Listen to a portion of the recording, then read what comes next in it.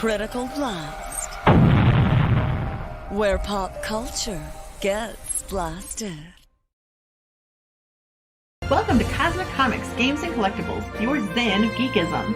We carry comics old and new, magazines, toys, games like Pokemon, Magic, D&D. Want Godzilla, Ultraman, Star Trek, Ninja Turtles, Funko Pops? You'll find it all here. Shop our Cosmic Sound Room and pick up a record or two. Enjoy our Comic Coffee Lounge with a cup of Sasquatch coffee or a delicious menu item while geeking out over a super cool movie on our big screen. Come by and say hello to Maui. Cosmic Comic, Games and Collectibles. Superman loves us, and so will you.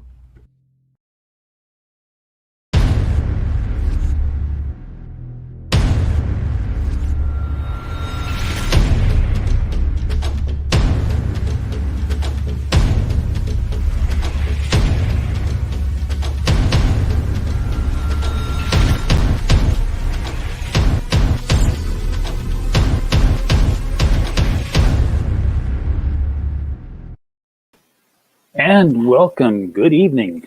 This is our open mic night live call-ins. If you've got something that you want to talk about, you want to talk about your newly launched project, you want to talk about something that happened in the comic sphere or in the pop culture world, link right there, top of the chat. Just click it and come on in, and we'll talk about it. We'll talk about whatever you want to talk about, whether it's your thing or something that got your goat.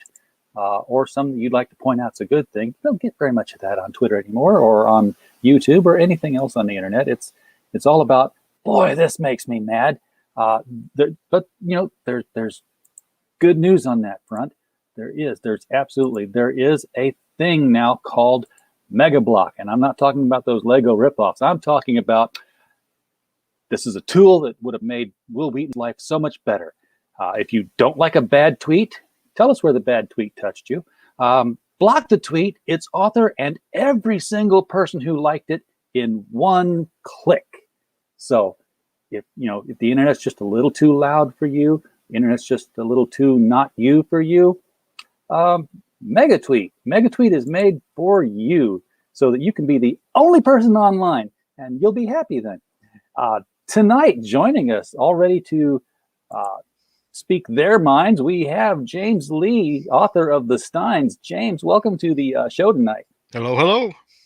And from the mic stand, we have Mike Walters. Mike, how you doing? All right. Hey, everybody. Let's take it to the mic stand, as it were. Oh, so what's on you guys' minds tonight? Well, actually, before we even get into some of the harder news, I think that we're going to get into hard news. Well, before we get into the news or anything like that, let's there is one thing I think we should do, that James and I should do, and that is congratulate you, RJ, because I noticed when I was looking at the YouTube. Yes, you are monetized. Congratulations. You are monetized now. I saw the super chat icon. So I got the monetization notice earlier this week. Looked at one of my old videos and an ad popped up. I'm like, yay! We have made 4 cents. In the last 3 days. So sweet. Hey, that's 4 cents more toward that cup of coffee. I got to give 2 of them to the government. But we'll make it an even split. So yeah, thank you. We worked very hard on that, and I suppose I don't need to keep this anymore. This was my goal. My goal sheet. 5/11/2021 was the day the money. That was the day the hours got hit. But then it was like 3 days after that I got the monetization finally approved. So yay! Yeah, so I figured we should at least congratulate you on that. Figured a good positive way to start off the show. And just to let you know, I did spread the word and spread your link around to where hopefully we can get a few more people in here for you. Oh, thank you. I appreciate it. Well, it won't happen tonight because Don Chin got some comic books in the mail, and he's doing a live stream opening with them right now with Keith Gleason because it's a big box of Mighty Mascots. Oh, speaking of comic books, yes, I got a really special one in the mail this week, and I got it out to J. Scott Campbell. If you guys haven't heard what happened, he got tagged. I'm going to fix your artwork thing that happened 2 weeks ago. About that. Yeah. Well, we talked about that a couple weeks ago. Hold on. Well, he turned that around, and I think he did a wonderful thing. He posted a different picture, He said, draw it in your style. Don't fix it. Draw Yeah. this cover in your style. And that's a He totally different thing. He had over 350 people hop in on it. Not only was I in on it, but Brett Booth got in on it. So a lot of big artists got in on it. So that happened last week. Hats off to him. But I got this from him. Well, let's give you a big screen here so we can tell exactly what that is. That's the special edition Catwoman 80th anniversary, and it is signed. How did you rate that, man? That's the cover I was looking for when that thing was out. Oh, you want one? Well, of course, I always want one. Then go to his website. He's got some. There we go. That kind of looks like the It's Julie Newmar. Yeah, that's exactly what it is. It's Julie Newmar. It's the Julie Newmar tribute to her. Because, like I said, this is the 80th anniversary, 100-page comic. Yes, that's the comic. That's the comic that where I saw that John Romita Jr. drew a story in there. I thought it was really, really good. Yeah. And that's the moment I realized that he was drawing badly on Action Comics because he was bored. Yeah, exactly. Actually, I did a story on John Romita Jr. the other day. They had an article on him on CBR, and I covered it a little bit. Well, I mean, John Romita Jr. was on Graham Nolan's show 3 weeks ago. Yeah, 3 weeks ago. I believe so, yeah. And I mean, that was a fantastic interview with him, especially when he was talking about. Apparently, they were bringing back I think from the article I read, they were bringing him back for the Fantastic Four anniversary. Well, that's Marvel. This is DC, two different companies. So, so it was really cool with that. And then I wouldn't say arguing with Andy Smith and Dennis, on their show. And Dennis and I got into a discussion of who was our favorite X-Men. And of course, if you know Dennis, his favorite X-Men of all time is Jean Grey as Phoenix. So I said, okay, my favorite character is Rachel Summers as Phoenix. So I was trying to get Andy to do it, but he didn't do it, so I did it. So if we can go full screen again. Got it. I did. Oh, look at that. Both Phoenixes. Jean Grey and Rachel Summers together. Okay, so Jean Grey as Phoenix. I'm going to have to ask the Arizona question, or is it the New Mexico question? Red or green? In this one, green because Rachel's red. Okay. Because she had two different colored costumes for that. She had the green one and the red one. As Phoenix, she was green. As Dark Phoenix, she was red. Yep. And then Rachel has always been red, so I didn't want to, mix the colors. All right. Well, I got some comics in the mail too. Yesterday, when I went back to St. Louis for the weekend, I got this little goodie. Florida Man. Got the Florida Man book, which came with the neat little postcard in the back of it there, and a Florida Man logo sticker that's already on the back of my laptop case. Tweeted that out, so I'm looking forward to digging into that one. And then, have you all seen this thing floating around Twitter called AR-15 orangutan? Yes. Yeah, I haven't on Twitter, but I almost got in on the drawing that Geronimo Draws did with AR-15, but I didn't get on it. But man, he got some really good artists doing pinups for that. If you didn't get to see it. Well, apparently it's a little behind the times because I just got El Crudo, which is. I remember that one too. Yeah. So this is the orangutan in Vietnam, and there's 1, 2, 3, and 4. The final, not the final issue, but the most recent issue of this one. And this one is an oversized print that is now on my wall behind me, what no one can see because the camera doesn't go that far back. I'm sure this is a Frazetta homage of some sort. It's not the Death Dealer, but it's definitely a Frazetta homage, I believe, or maybe even a Boris one. But you saw the one was it who did the homage to Frazetta with Rainbow the Brute? Oh yeah, definitely. That was on Beard Zerker. Yeah, I was like, I think it was right before they did that one, but it was fantastic. See, I'm thinking about doing one of that also. Of Rainbow the Brute, or of an homage to the Death Dealer? No, I'm thinking about doing an homage to Frazetta, but it's the Conan one where he's got the axe and he's got the girl where butt's right here and over the shoulders. Yeah. And what I was thinking about doing is doing a Rainbow the Brute with the wife of his son, and over his shoulders, and there's like all these stuffed animals all wiped out and everything like that, and she's like yelling at him, "This is not what I had in mind for a romantic evening." I was just thinking about that one. I was like, that'd be great. Hey, Mike, I'm going to need you to scoot over for just a second here. We have Max from Atrocity Press. Hey, Max! I didn't know you were actually wanting me to actually physically scoot over here. I'm just pushing your square over a little bit. Okay. Max, what's going on, man? Not much. How you guys doing? And I saw in the chat somebody said they like Julie Newmar. I have 2 books. Heroinberg.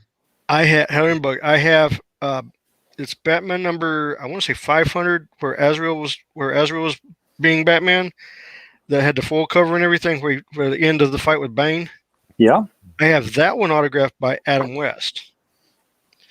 But my Catwoman number 1 is autographed by Jim Ballant and Julie Newmar. Oh, sweet. Perfect. I don't have her address or anything. I should get that while I can.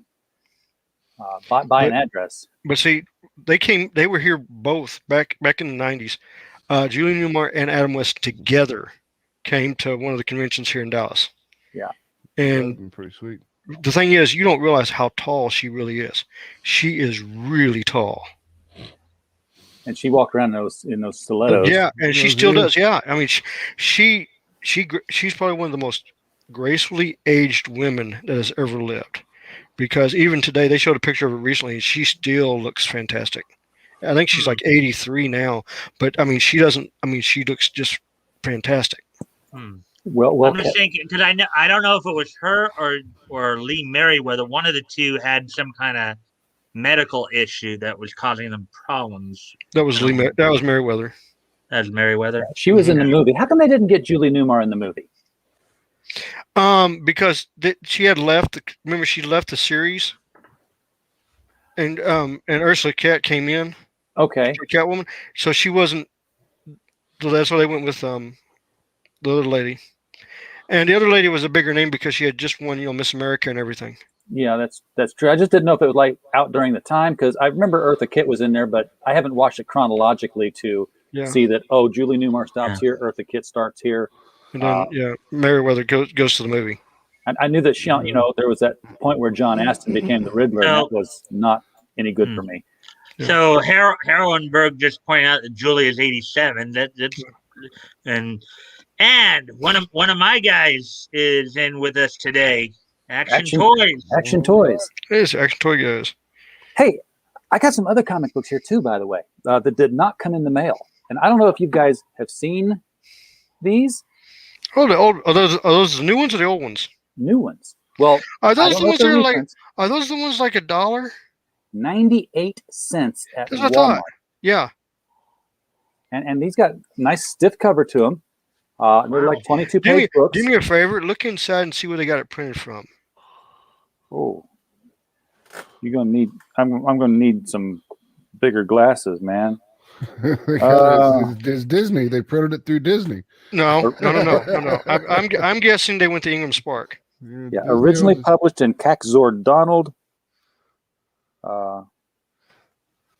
number 40, Poland, 2011. So that story was first published in Poland. I'm looking for like the front page and the back page to see where. Okay. Was that all the year? Well, it's published by. It's published by Peachtree Playthings, and it's made in China. Oh, okay. Okay, so that's where they went. Okay, I know who they did with. That's why they got it so cheap. And I can tell you right now, they did a massive buy run on the covers. I mean, on the copies. Yeah. Okay. You got a Disney product, you're going to run. I think Disney has a specific a minimum that you have to have before you can even license their product to do a book. Well, you had Disney and Walmart involved, so you're going to have to need a bunch of them. And of course, each of them has this like color me pages in the middle here. So That's cool. I So is it I like picked up these two. so it's from Poland, so it's like European. Yeah, they were stories? originally released in Europe, Yeah. Yeah, and this now they're bringing Mickey them over story here. was. Because I can guarantee if they did it in Europe, they went with England Spark, because England Spark's got the printing presses and stuff in Europe. Yeah, I'm just saying this first story in here, Mickey Mouse in Foolproof. It said it was originally published in Kaczor Donald, which is a title, number 40, 2011, Poland. Yeah, that's a Poland one. Yeah. Yeah, they've got a bunch of books. Go ahead. Hey, RJ, since we have a few more people in here, let me do this one more time. We did it at the very beginning of the show, but we might as well do it now that we have a few more people in here to let people know. We are congratulating RJ, as this week he became monetized. So if you guys would like to help him out with the channel, you now can, if it behooves your heart, you're more than welcome to help. Fully monetized. I go for sprinkling and submersion, either one, whichever you believe in. Okay. And one of the things, because I just found this out, if you have not picked up my book, The Steins, Amazon has the paperback on sale right now for $12.44. That's $2.55 off the regular cover price. We lost him. Come back. So the paperback is on sale. I know they only have 3 copies left. So if you want one, get over there and get it quick. We lost you, Max. You guys came back. But yeah, it is on sale over there right now. So, well, you know what else happened this week? Sometimes, a comics creator has his thumb on the pulse of the industry, and he's just right there on top of everything. And he's like, I need to let the fans know that this is what's going on. And I think it's important that we recognize that Jerry Conway has alerted us to the fact that there are boobs in comics. Oh my God!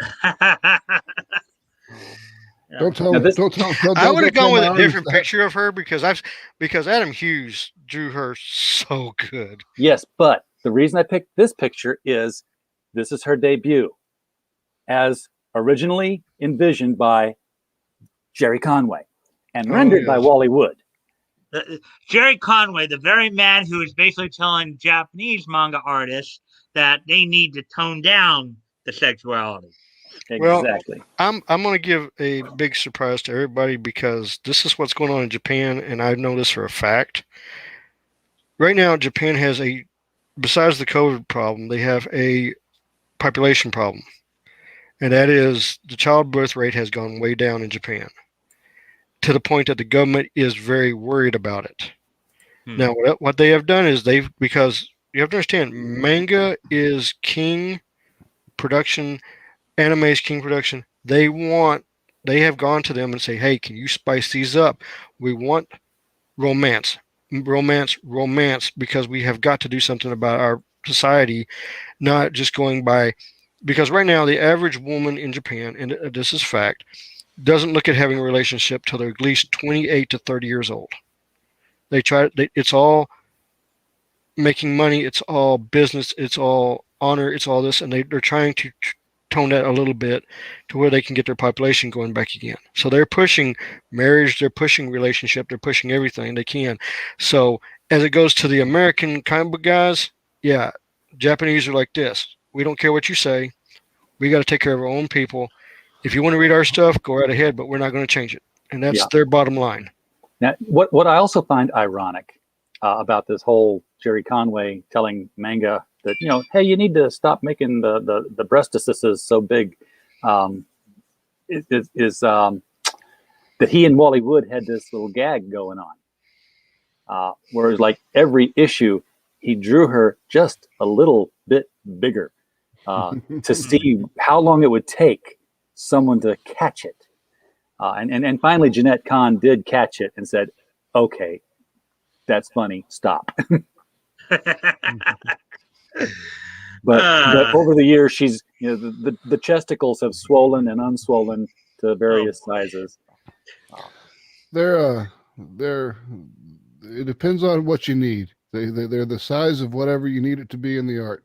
Exactly. Exactly. Well, I'll take that even one step further too. I mean, they're as big as they need to be to bring in the most amount of cash, That works too. right? But Well, you know, I mean, let's look at Power Girl for just a minute. Okay, Power Girl is the adult version of what Supergirl was supposed to go into. She's an alternate version of Supergirl.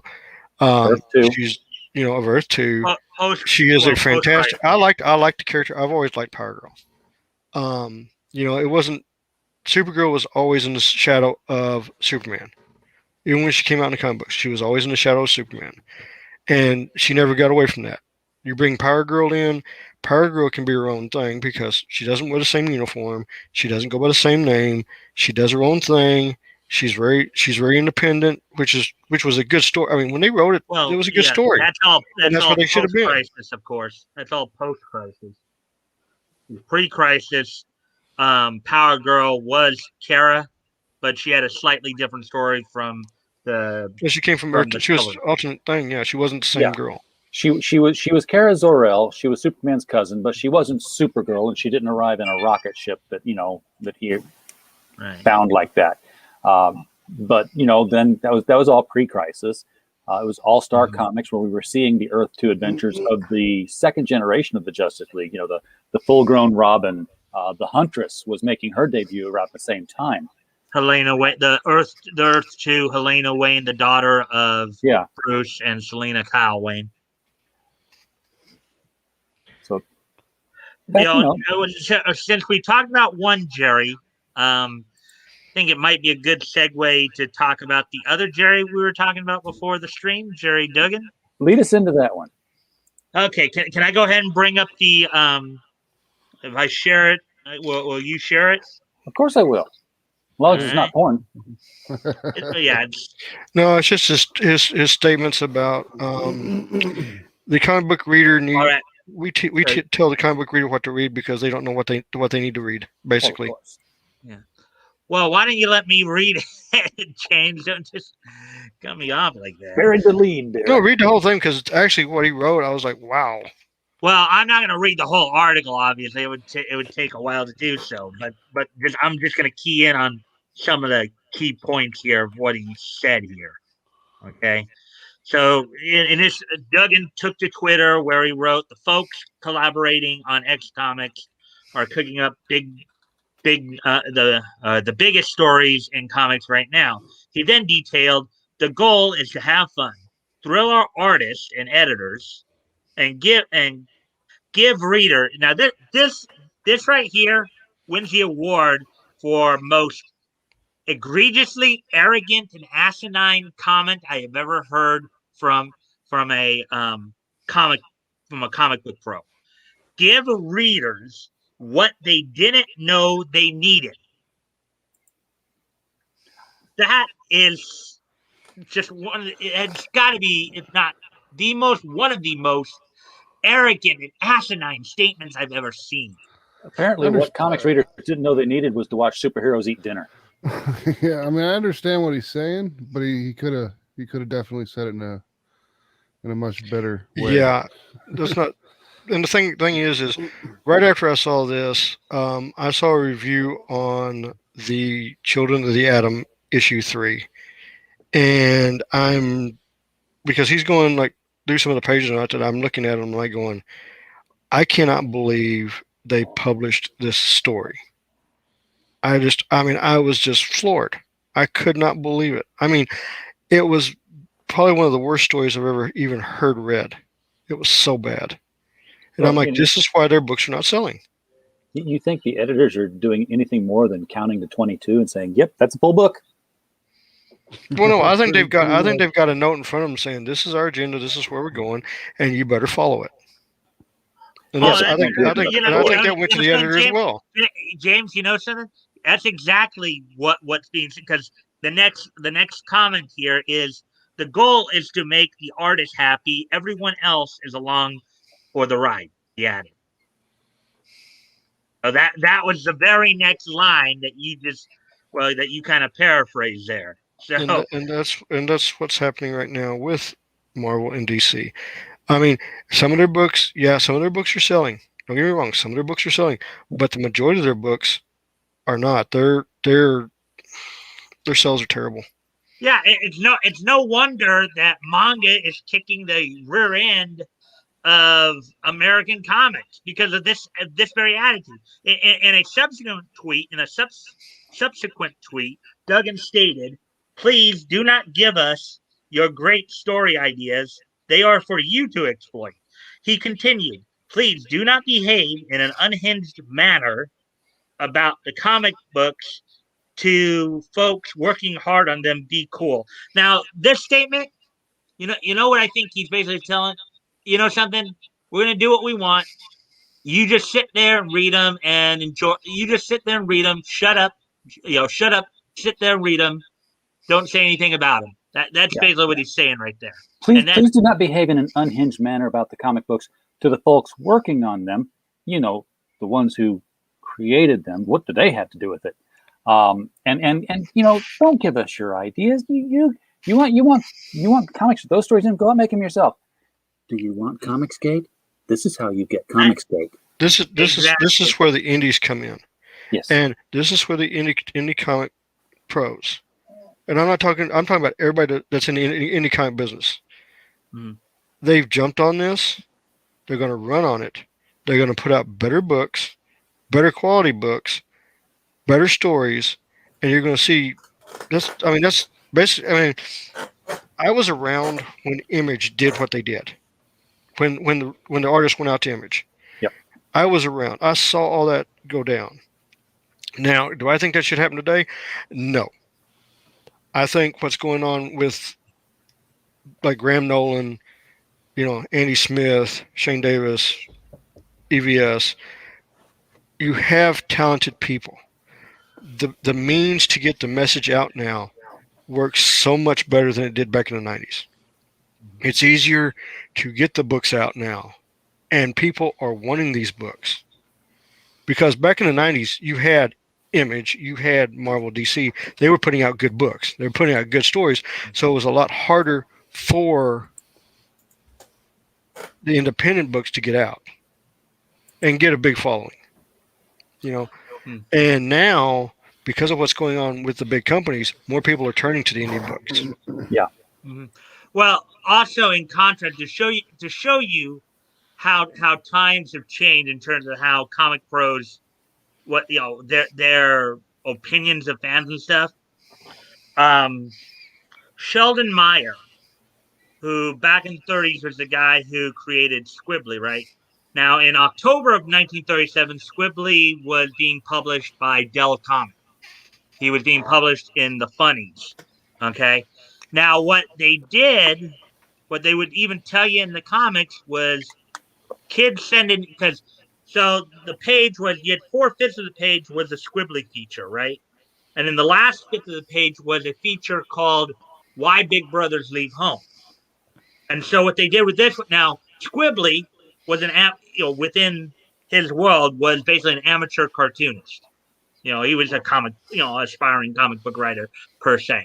So what they would do is they'd ask kids to send in their ideas, and then Sheldon Meyer, under the pen name, of course, of Squibbly, would basically write the story for Why Big Brothers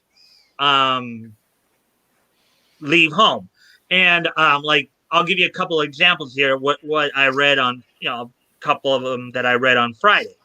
Okay, one of those features was Squibbly getting punished for breaking a window that his little brother actually broke.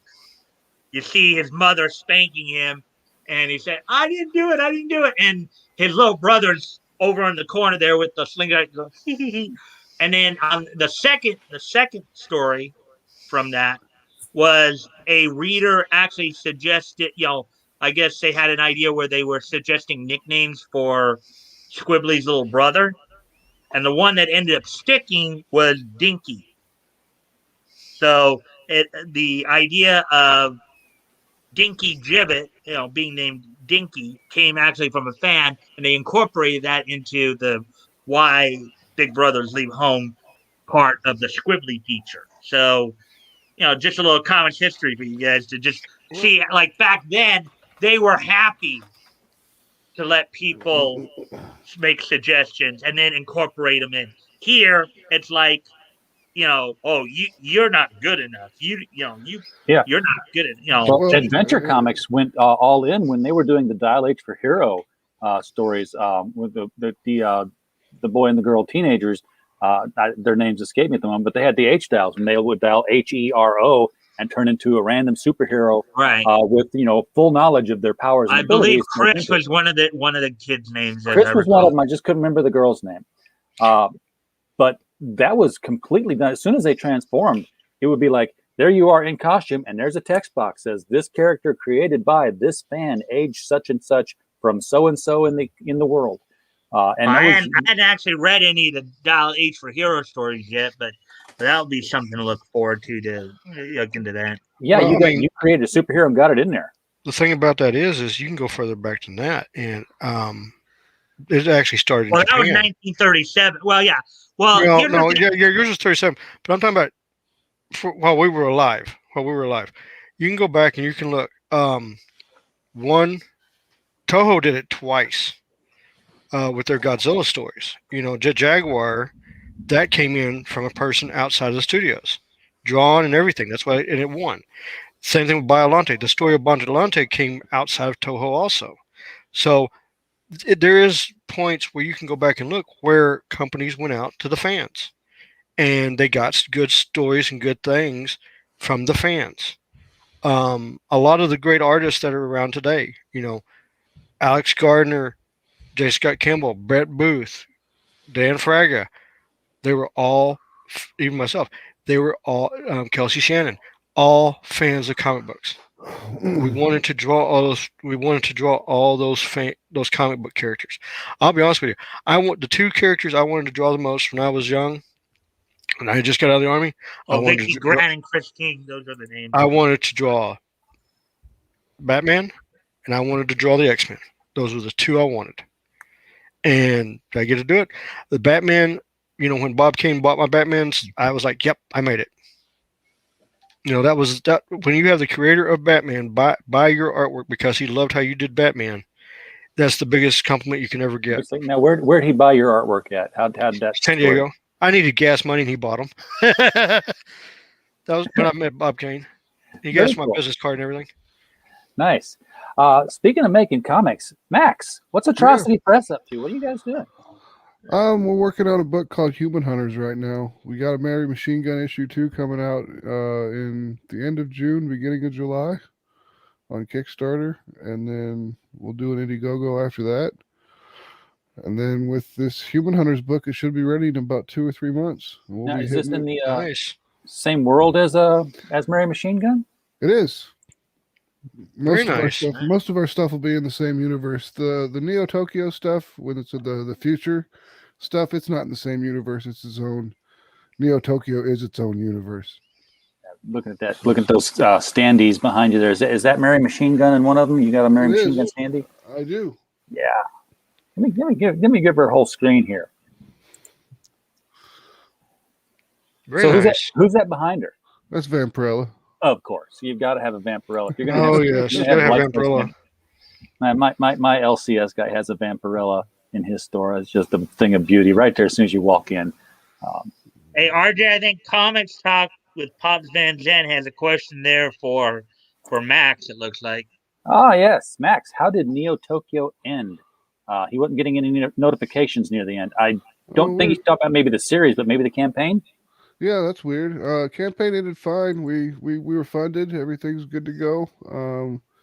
We've got another 6 days until the beginning of the window when Kickstarter will release the funds to us, and then we order everything, and just once it gets back here, we fulfill all done. Next project. Congratulations. Great job. Yeah, fulfillment's fun.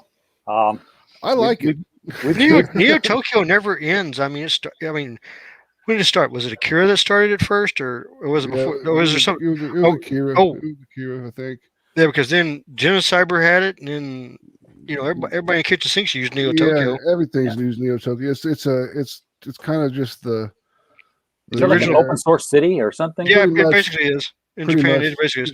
Because the original Bubblegum Crisis was in Neo Tokyo. 80 Police was there. I was gonna say Bubblegum Prices, all those old 80s, 90s cyberpunk I stuff. still have all that stuff, and I still have all the VHS tapes, and they all still play. I have my stuff sitting right over here where I can watch them. Nice. So, yeah, that's why I have like 1,000 titles. I just bought them over the last 40 years. Now, I wonder if there's I wonder if there's something in Japan that oversees the use of Neo Tokyo, in the fact that it allows it to be used by everybody and not by like bigger places. And the reason I'm thinking that is I'm wondering now why Big Hero 6 had to create San Francisco instead of Neo Tokyo. I wonder if Well, Big Hero 6 was never set in Japan. It was set in, but they're trying to use San Francisco is what they're trying to do. Yeah. But the thing about Tokyo is, since manga has been around, Tokyo's always been there.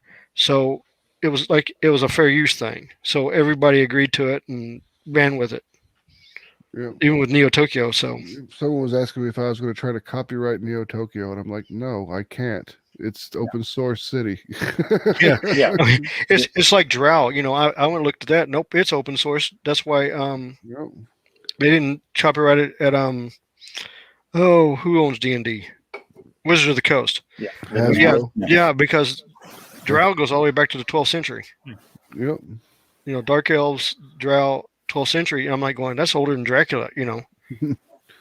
That's older than a lot of things.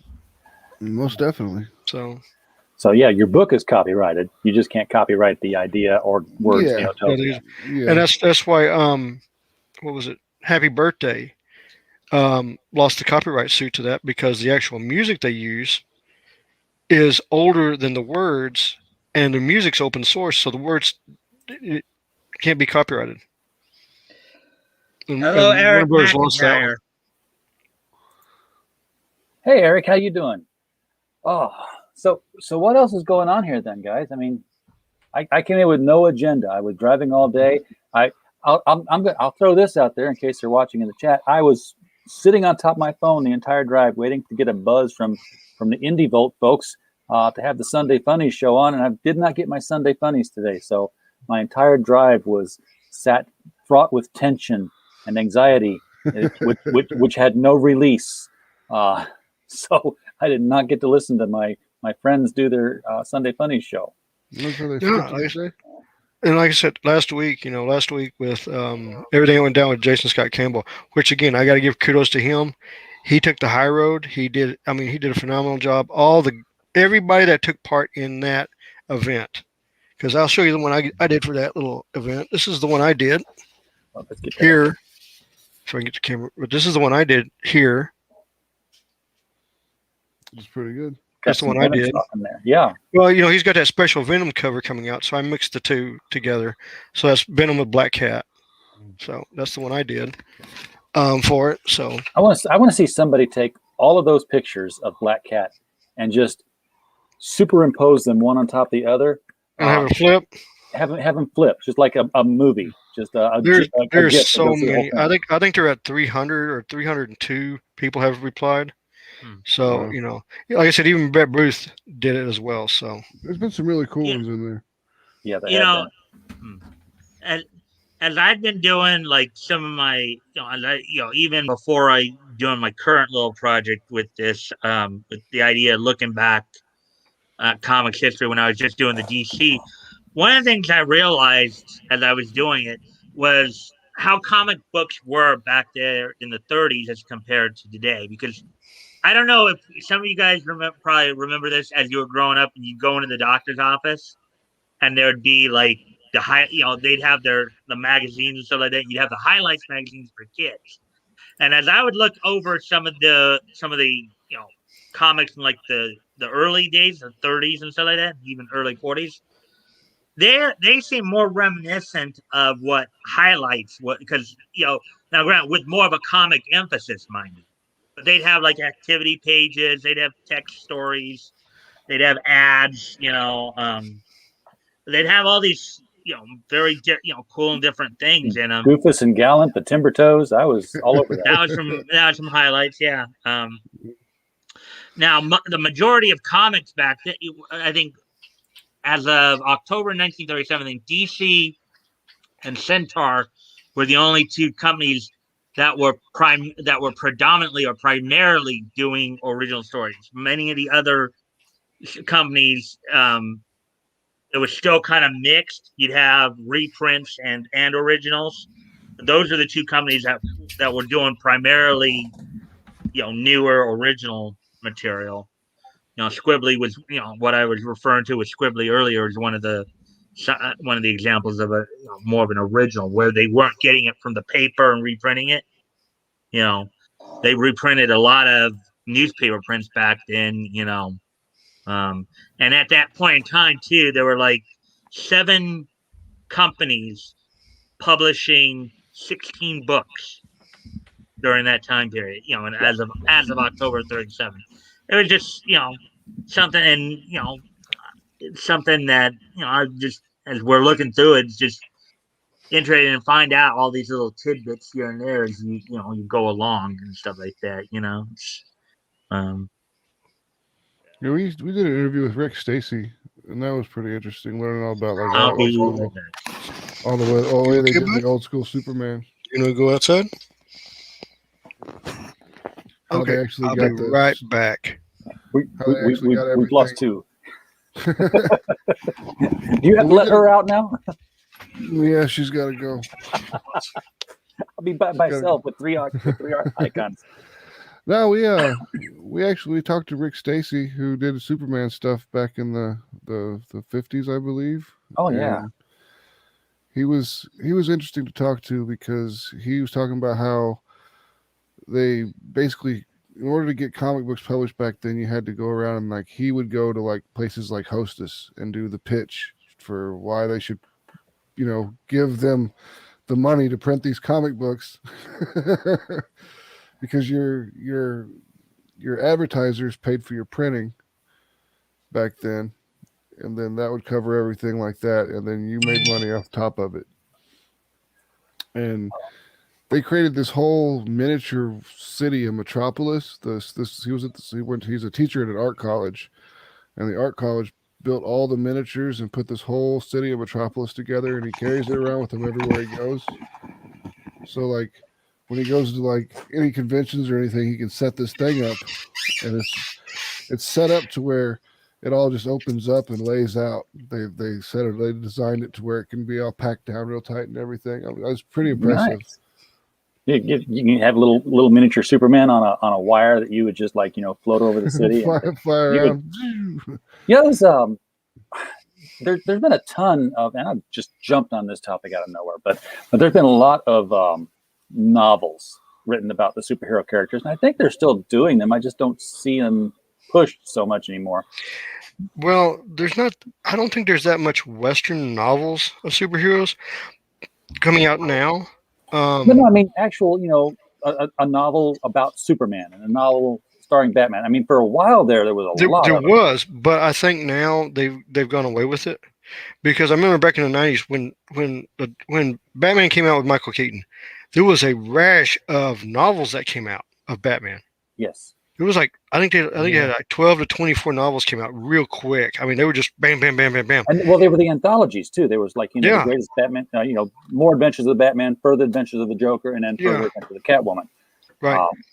And I think what happened was, as we got into that 99 period where, when everything crashed, I think they pulled back. Yeah.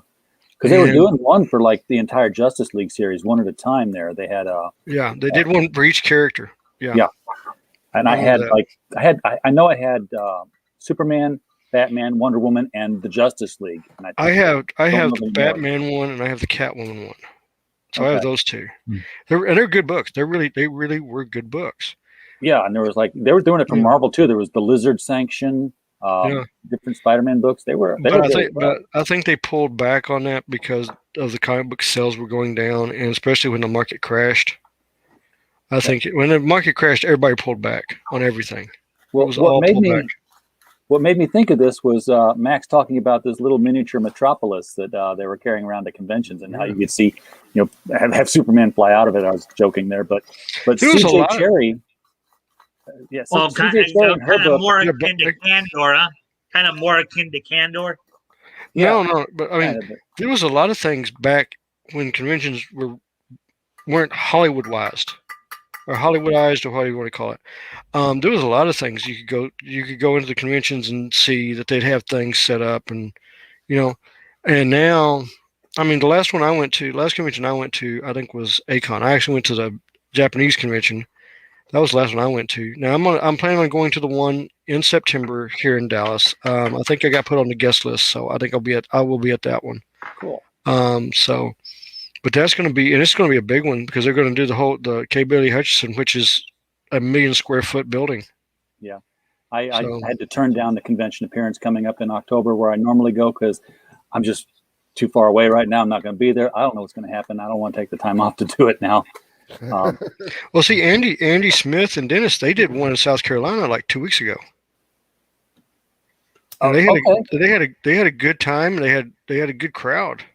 I think we're going to see a lot of the smaller conventions open first.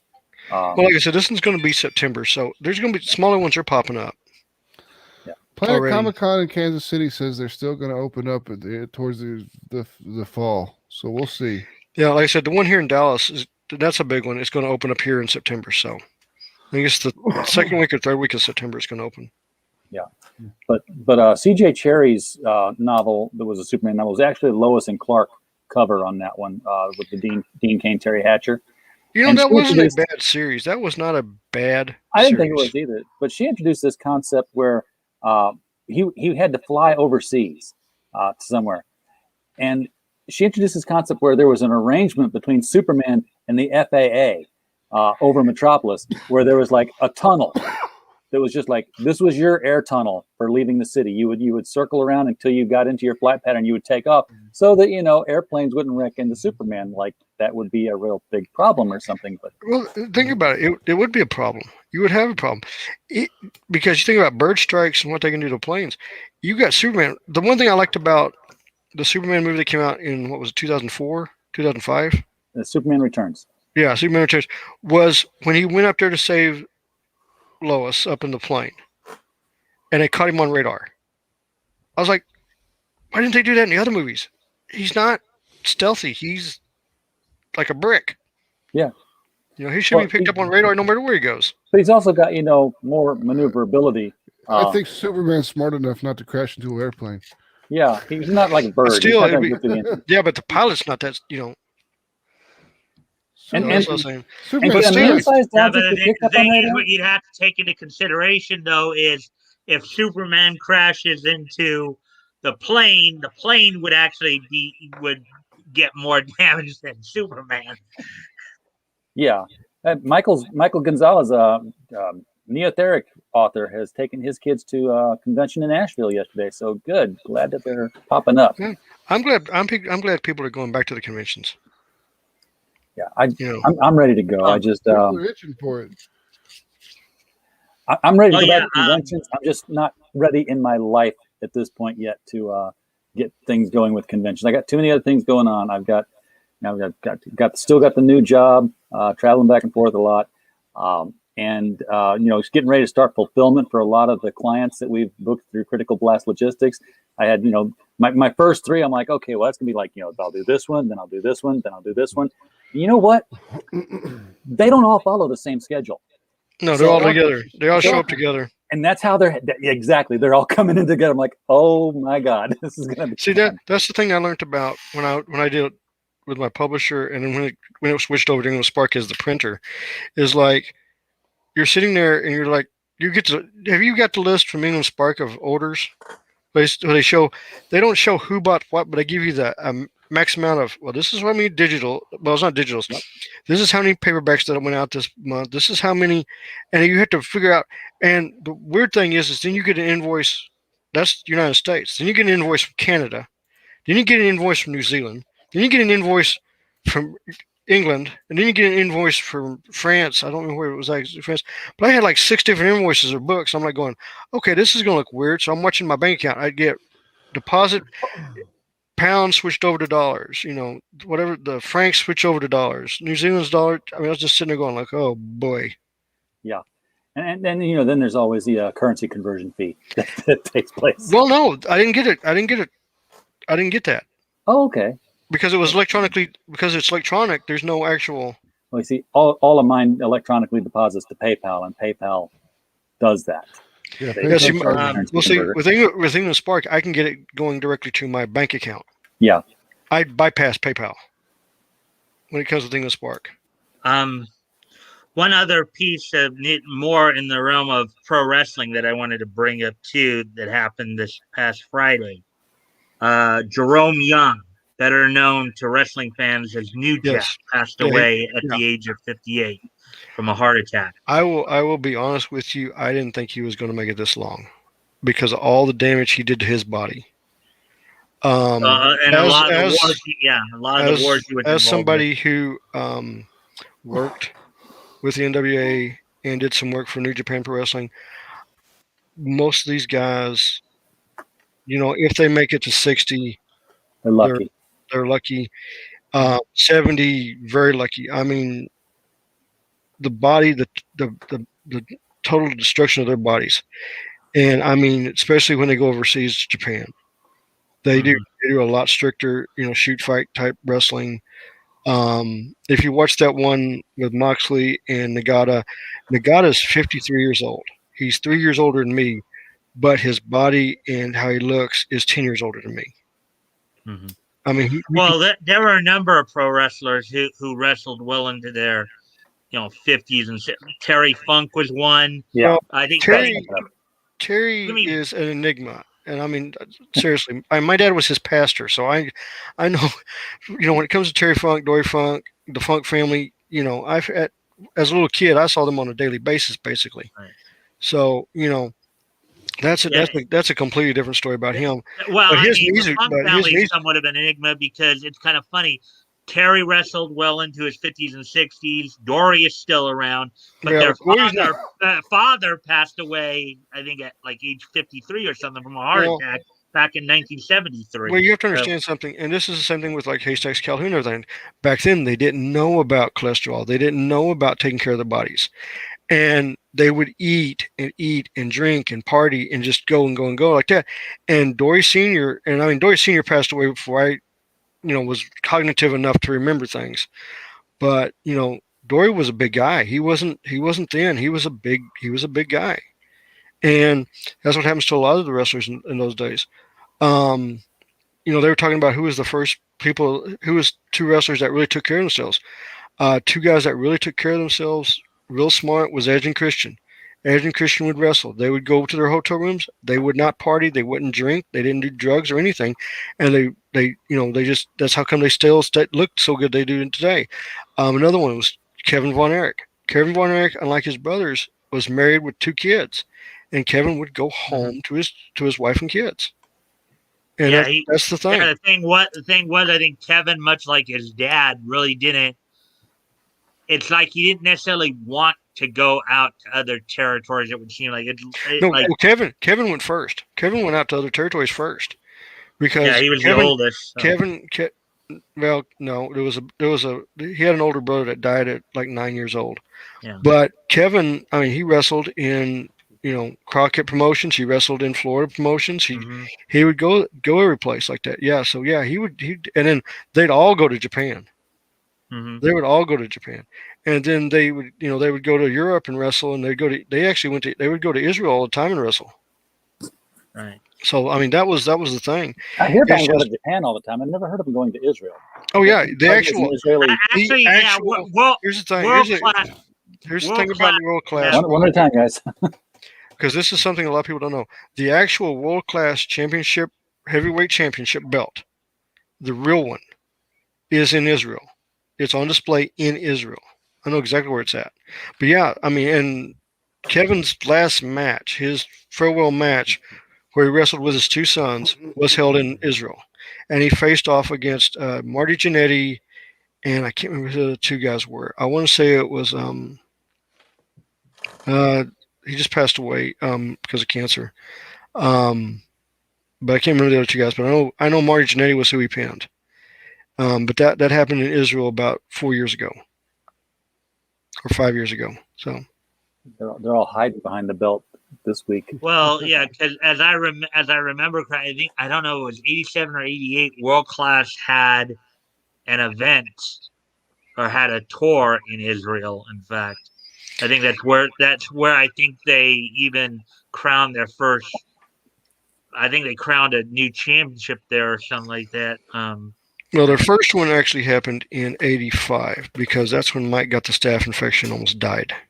And then when they came back, Mike never healed from that staph infection, and then 2 years later he was gone. Right. Oh, I need to get reminds me. I need to get Rabbi Lebetkin on the show again and find out how he's holding up. I mean, I know he's got his live streams and everything, but no one's asked him. What's it really like? How are you really doing right now in Israel with all the turmoil going on? I know. Right now, it's basically they've called up reserves. So this is not a one and done deal. This is a serious matter. I mean, this is getting really serious. I know.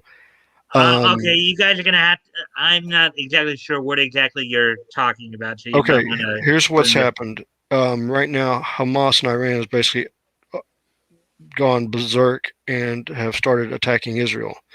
In the last 2 weeks, 1,500 rockets were shot at Israel. Their Iron Dome took most of them out, but there's been casualties, and now Israel has moved troops in. And basically, I know Hamas was working out of the AP building, and Israel gave AP, hey, get out of the building because we're fixing to blow it up.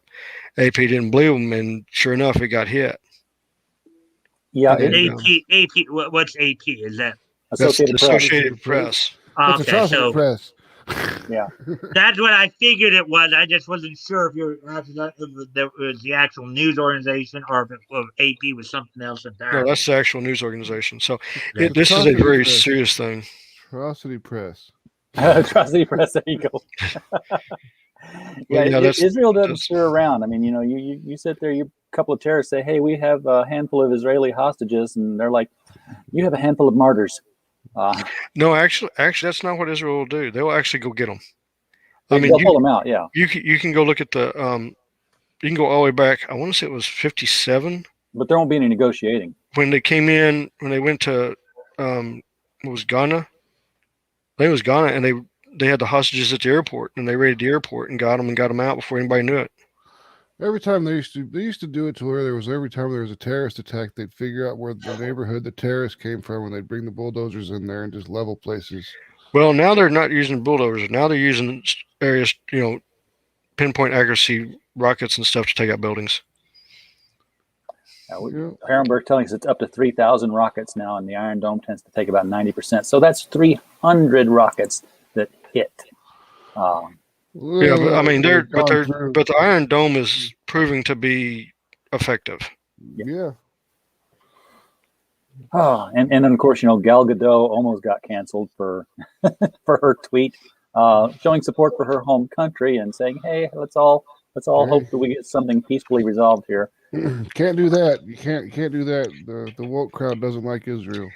Oh no. And who was it? Somebody got in real big trouble because I can't remember what company it was, but basically came out and said that right now the world needs another H from that was in Germany to deal with the Israeli problem. Oh, yeah, that is a bad thing to say. Yeah, and that came out, and there's been some real backlash on that. Well, there should be. Yeah, that's totally uncalled for.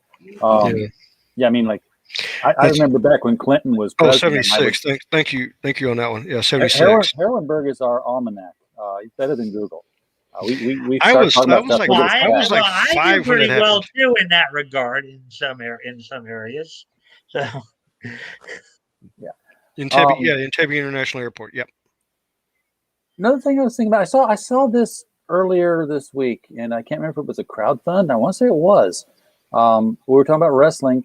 Al Snow apparently has a comic book that's coming out. Anybody on top of that? I haven't seen. I hadn't heard anything about that. But I mean, I got to give Al Snow credit. I mean, he is a great. Okay, I see your back. He is a great thinker when it comes to storylines. Comes to making up stuff for wrestlers and stuff. So he probably could come up with a really good story for a good comic book. He's got it here. I found it. I'm going to share the screen. I don't mean to jump out on you guys, but I just wanted to come in and say hi and then jump out because I got to put the kid to bed. But hey, jump back nice in. talking to you, Max. All right, it was nice seeing you guys. Peace. Glad to have you here. We'll talk to you later. So Al Snow and Head. That's the mannequin's. Oh yeah. And of course, it's the adventures of the younger Al Snow. This is not the page I saw on. This is literally just a single page from Broken Icon. I saw him do a video. It was like an IGG video. So I assumed it was being a crowdfunded book. I don't know. I'll look around for it. Maybe we can get him on the show. We get crowdfunders on the show to talk about their books. It'd be Then next week we'll have Al Snow and Keanu Reeves. We'll just get them both. Yeah. Well, because Keanu's doing his Berserker comic that's been out there for a while. I've done a few reports on that. I think that really woke everybody up, especially in the comic book world. The Berserker, the numbers they got on the crowdfunding, the numbers and how well they sold. Because see, he also did a copy of the Berserker for the companies, for the local stores. And the stores were selling them like hotcakes. It's probably going to be one of the best-selling comic books this year. Out of everybody, I mean, it's going to probably outsell everything. Any of the books that Marvel, DC, or Image got, it's probably going to top that too. I can't help it. Anytime I think of that Keanu book, the first thing that pops into my head is Beard Zerker from Don Chin and Parody Press and Bill Mouse. I like that. I like that nuclear powered porta potty. That was really cool. Yeah, it overrides everything Berserker with Beard Zerker. That's the show. It's Beard Zerker. Well, I've got a copy of it and I read it and I was like reading what it is and I'm like, okay, I know what kind of story he's going with and everything like that. And it's a good story. It really is. And I think it'll catch on. I really do. I think you'll see not just issue 1, but issue 2. When issue 2 comes, it's going to keep that high mentality of sales. Well, one of the things I also was hearing about the Berserker book in particular, a lot of people were drawing comparisons to Marvel's Wolverine with it as well.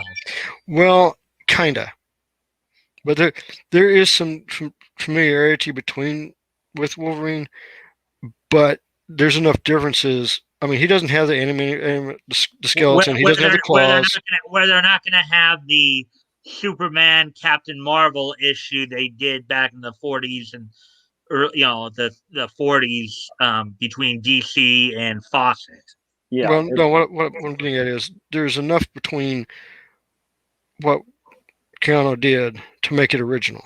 Yeah, there's enough difference. I mean, there's a lot of difference because to me, Keanu's character in this one is and I'm going to say it, I think it's a demigod that's lost its memory, sort of like a Hercules or something, that is immortal, that body's regens, and he's lost most of his memory. Yeah. And I think that's what it is. I mean, that's just my guess at it, which is a good run. I mean, it's a good story to run with. Do you think that Keanu is promoting or lending his image to? I don't know what his level of involvement is. Oh, he's heavily involved because he pitched it and got a movie deal with it. That's the question I was getting ready to ask. Is he doing it for a comic or is he doing it for a movie? Originally, no, he's still pushing it for comic, but he got the movie deal too. Okay. But he's pushing comic because he sent that message out to the comic book stores, not to the fans, but to the stores saying, hey, we're putting this book out. We have a deal for you. Contact us. You don't have to go through Diamond. You don't have to do anything. We'll take care, and we'll give you the rates and everything like that. So he did it. I think he did it the right way. Get the books out. Get the books going. Keep your story going. If you get a movie deal, you got one. If not, don't worry about it. And of course, I think any caliber actor, a decent caliber actor who does decide to do that with a comic book is going to get a movie out of it. If Nick Cage came out with an original comic book, more than likely he would get a movie of the same thing out of there because his friends are going to read it and they're going to say, hey, yeah, we can work with this. They'll look at the numbers, see it selling, and assume that those numbers of sales in comics will translate to a number of butts and seats at movies. Yes, That's that's Nicolas Cage, not to be confused with Johnny Cage. Well, the thing about it is Berserk. I don't know what the final numbers were, but it was way up there. I mean, I don't think it was like Spawn number, because Spawn is the all-time leading independent comic book sale book there is. Spawn number 1 was. Yeah. And it beat out X-Men number 1, didn't it? No, independent. No, it didn't beat out. No, it did not. Okay. It did not beat out Jim Lee's X-Men number 1. No, that book. Like 9 million copies. I don't see any book, comic book wise, ever catching that book. Well, I can't say that because you got the manga that sold 82 million copies. Yeah. I'm sorry, but that book's going to be untouchable. Now, we keep hearing recently, that you mentioned it with the Berserker book, that, this was a wake-up call for the industry. And then we got the top 20 books of last month were all manga. This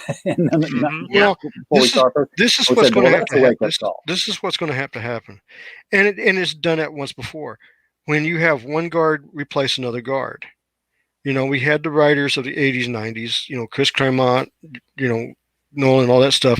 And then we got this, right like mid 2012, 2013, I would say, this really downhill spiral into the social justice storylines.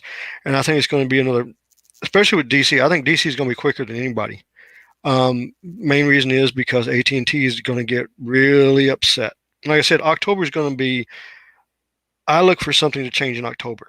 Yeah. I really do, because that's when they have the year-end meeting where everybody gets together to go over what next year's topics were. So everything you're seeing that's coming out now was discussed back in October, before AT&T saw the books, before AT&T did the hatchet job, and they did a major hatchet job. Now AT&T basically gave them the year to, okay, your sales need to come up, your figures need to come up, you need to get in the black to continue what you're doing. If not, we're going to come back in. And if we come back in this time, we're going to really, we're going to put somebody else in charge. Yeah. Well, yeah, I think back, I think it was earlier this year. I don't know, it was February or something like that, but they slashed like the number of books they were publishing. They slashed. I think they had like 20, but they slashed it down to like 10 or something. No, this is what they've got right now. Last week, October, they cut 600 people instantly. Yeah, that I do remember. Then January, they went from 62 titles to 34. Right. That's what they're at right now. They're at 34 titles. If they don't get any better, they're going to cut back further. This is why they're not looking for any new artists. They're not looking for any new writers, because they may be laying people off. Yeah. This is the thing. Right now, I would not recommend anybody try to get on with Marvel or DC, especially with where the sales are going and the way the big companies that own them are looking at them. Well, I mean, just look what happened with Heather Antos, right? Hey, I'll put it like this. Valiant finally had enough. Valiant's got to sit back and figure out how to fix their stuff. And now with what is it? Who's got the Red Sonja stuff? Snake Eyes, Dynamite may be in, but before the end of the year's out, going bankrupt. Really? They're $5 billion in the hole. What? Are you talking about Dynamite Entertainment? They lost $55 million in the last quarter. Okay. You're talking about Dynamite Entertainment, right? Yeah, Dynamite Entertainment, the parent company, the big company. They're bleeding money quicker. This is the 6th quarter they have lost over $45 million. Now, you're not talking about IDW. Yeah. Okay. So the guys that own Diamond that Antos just went to work for. Yeah. Okay. But IDW and Dynamite aren't the same company. Well, whoever the parent company is of the one that's doing the Red Sonja and all that stuff. I'm going to find that out. Who's the parent company for Dynamite Comics? because that company is bleeding money faster than anybody. They're hemorrhaging. I mean, this is the sixth. Dynamic Forces is the parent company. This is the sixth quarter they have lost over $20 million in a quarter. And that's I mean, it's racking up on them hard. Yeah, I mean, IDW's got a lot of licenses, but they're not the ones that do the Red Sonja stuff. So Dynamic Forces is the parent company of Dynamite. I don't think they're publicly traded yet. But no, this is they're just their financial statements. Yeah. So their financials are just totally gone. Wow. I can tell you this: some of these companies are staying afloat just because they're getting government loans. Yeah, the PPP loans. Yeah, holding them up. That's the only because they don't have to pay it back. That's the only reason they're staying afloat. Yeah, Herwenberg has done the same search I just did. So there's no parent company for Dynamite Comics per se. You're definitely thinking of IDW there. And yes, they have been bleeding, which is where Heather Antos went. She went to IDW. Yeah. So that umbrella guy has been covering this every quarter, every time the numbers come out, and he takes a ton of flack for it. And I do think you're going to see IDW by October if they don't turn things around. Look at filing a bankruptcy clause or something. Yeah. I think they'll do Chapter 11 to refinance and reorganize. So when DC sits down in October, James, do you think that the new plan for the upcoming year follows Future State? No. So if Future State does not show an increase in sales, AT&T will stop everything. Okay. And what AT&T will do, and let me explain something about everybody that needs to understand about AT&T. AT&T is not an entertainment company. They are a media company. They're conglomeration of telecommunications companies and stuff like that. Mm-hmm. They right now need to make money. They have lost $55 billion on DirecTV last year. Yeah. Okay. So everything they've lost on DC Comics is not the big punch in the room. The big punch in the room right now is DirecTV. And they're trying to get rid of DirecTV as fast as possible. DC Comics, they control Warner Brothers. They control, AT&T controls Warner Brothers, DC Comics. Right now, Warner Brothers is also under the gun. They've had 2 successful films, Godzilla, Mortal Kombat. Yep. Okay. And AT&T went to Toho and signed a new deal so they could keep doing the MonsterVerse. They didn't send Warner Brothers. AT&T went. That's interesting. Warner Brothers came out and said, "Yes, we got it." No, AT&T went over to talk to them. That's how they got the deal done. Because AT&T will negotiate a lot better than the people at the movie theaters, movie companies, to get those rights. Yeah. Now, with DC Comics, this is what I think is going to happen. If their sales are tanking, which I think they are tanking, they're going to sit down. First of all, the person that's going to be in the hot seat is going to be Jim Lee. You think? He's not the publisher. He is the editor. He's the main editor. Remember, they fired everybody except him. Mm-hmm. I mean, they canned everybody except for Jim Lee in that upper management. I mean, everybody was gone. Well, again, as long as they continue to push the agendas that they're pushing, it's gonna be one of those things where, as the saying goes, this is what's going to happen. Bro. I have no doubt, and this is what's going to happen. AT&T will look at the books. If there's anything in the black, DC's production will continue as it is. If there's nothing in the black, my first guess is they'll have Jim Lee in the main office at AT&T. Then you're going to see office to do what? To fire him or to? No. I don't see them getting rid of Jim Lee. He's too big of a figurehead. And I mean, he's like the modern day Stan Lee. If you canned Jim Lee and he went out on his own, he would do more damage to DC on his own than if he stayed in DC. Does that make any sense? Yeah. So I think they're going to sit him down. They're going to explain the situation. They're going to say, we need to fix this. Everything needs to be revamped. reorganized. We're going to go with 12. We're going to go with 10 issues that goes out every 6 weeks. We're going to go with 5 that goes out every quarter, and that's it. You're going to pick our top quarter books that are selling are going to be them. Everything else is cut. Everything's cut. The artists, the writers, and everybody gone. We're not going to play favorites. We're not going to play anything. If their books are not doing this much in sales, they're not in. The writer, the artist, and everybody gone. That's why they're not taking any submissions or looking for new artists. It will be interesting if what you say is true. If what you say does come to fruition, it'll be interesting to see the salt that comes out on Twitter from some of these people. Yeah, because AT&T's not going to care. Yeah, they won't. I know they're not going to care. See, that's the whole thing about that's the whole thing. Social media does not buy comic books. No. Okay, the people that get on there and they want to complain all the time. And I actually said this about one guy. I said, you don't buy the comic books, but you're attacking the people who do. So why are you attacking people who enjoy this stuff if you're not even reading it? If you're not supporting it, why are you complaining about it? You know, that was my point. The thing that's going to happen with this whole situation is they're going to get writers, artists that know how to sell comic books. And I can tell you exactly where they're going to look. They're going to look at the independent market.